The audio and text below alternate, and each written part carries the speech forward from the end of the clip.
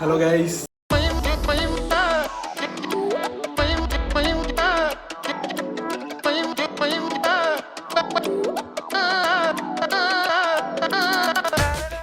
நாங்கள் இப்போ தான் புதுசாக இந்த சேனலை வந்து ஸ்டார்ட் பண்ணியிருக்கோம்.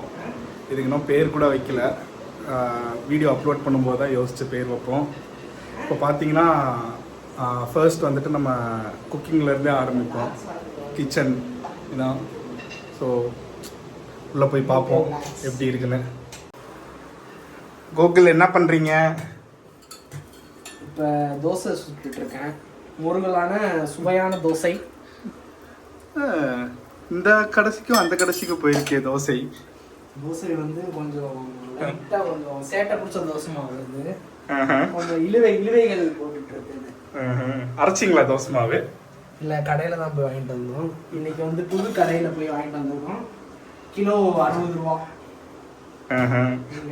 இவ்வளோ மாவு 60 ரூபாயா? ஆமாம், இது வந்து 2 kg.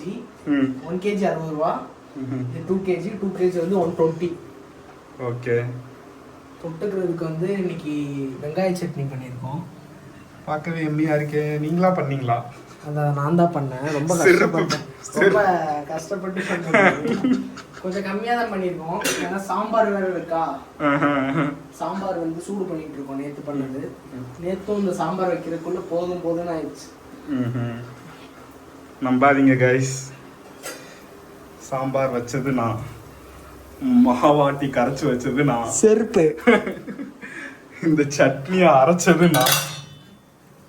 சட்னி ஆனா கிரெடிட்ஸ் இவருக்கு.